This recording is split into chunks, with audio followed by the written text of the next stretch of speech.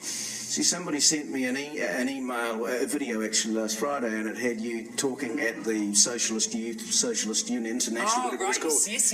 And you mentioned the word comrade about 4 times in a minute. What was that about?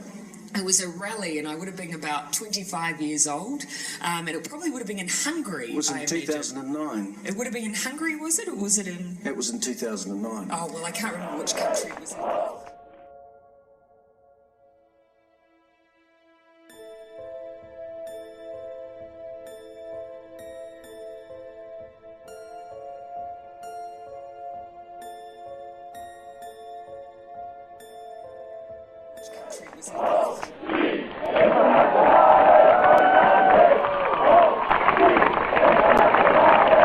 Comrade, the second thing,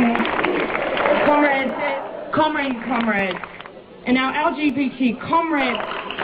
So comrades, as we leave this place, comrades, it was you together as comrades. Comrades, I want to invite the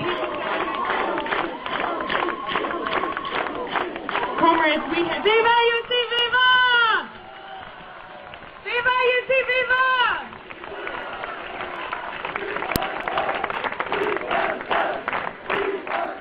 Do you think you've changed since those days?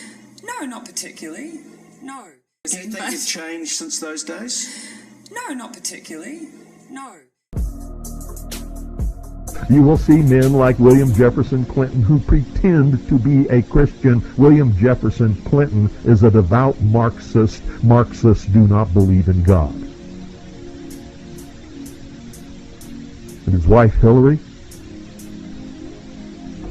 she is a very dangerous radical Marxist communist.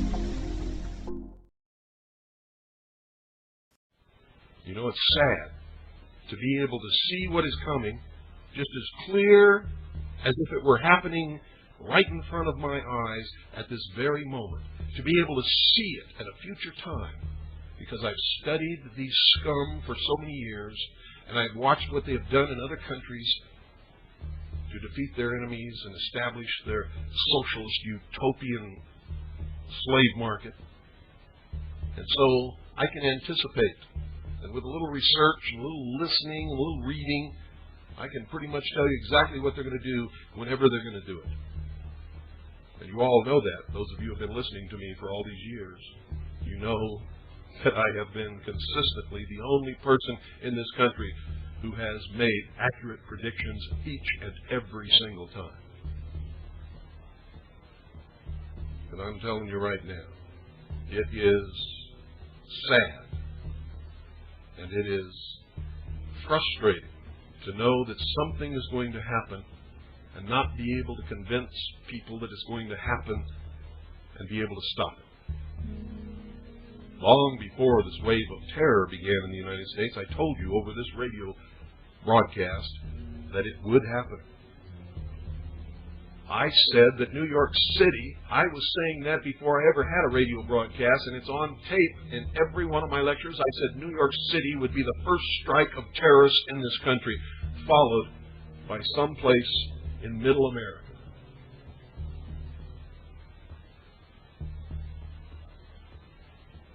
Why? Because I know, like they know, that Americans have grown complacent over the many years. They don't believe that it could happen in this country. They want to disarm the American citizens, take away our weapons, so that we cannot oppose the tyranny that is coming. And to do that, they have to create terrorist incidents and crimes. And people who walk onto schoolyards and shoot great numbers of children, and into shopping malls and McDonald's restaurants. And if you'll notice, this always happens just before major gun control legislation is coming up for a vote, and you all sit around and really, actually believe that's an accident? Are you insane?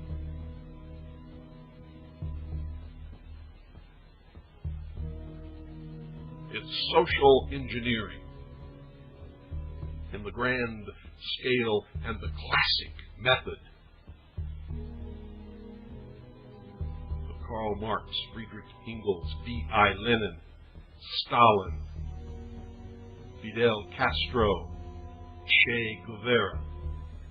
If you don't believe me, quit sitting on your lazy butts and get out the history books and read it. It's all there, and you can make the same predictions that I have made and continue to make and be absolutely 100% correct if you will just understand that he who does not study history is doomed to repeat it.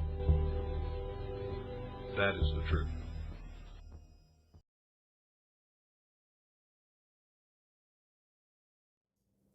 It's in the national interest, and it's about safety. Prime Minister Jacinda Ardern made good on her promise to overhaul her nation's gun laws just days after the shootings at 2 mosques left 50 people dead. Every semi-automatic weapon used in the terrorist attack on Friday will be banned in this country. The proposed As part of our overall national response to this new outbreak, I am now directing medical officers of health that all cases, confirmed cases, are to be managed in a quarantine facility.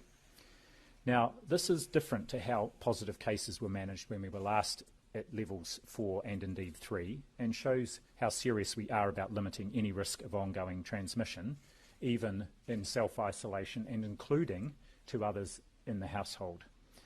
This will apply to any cases and also close family members who might be at risk as appropriate. A reminder, these facilities have been set up specifically and have excellent processes and resources in place to look after people with COVID-19, including health staff on site at all times, and it will help us avoid any further inadvertent spread into the community as part of our overall response. That I wanted to, I've got a number of questions about people refuse, what do we do if someone refuses to be tested? Well, they can't now. If someone refuses in our facilities to be tested, they have to keep staying. So they won't be able to leave after 14 days. They have to stay on for another 14 days. So it's a pretty good incentive. You either get your tests done and make sure you're cleared, or we will keep you in a facility longer. So I think most people will look at that and say, I'll take the test.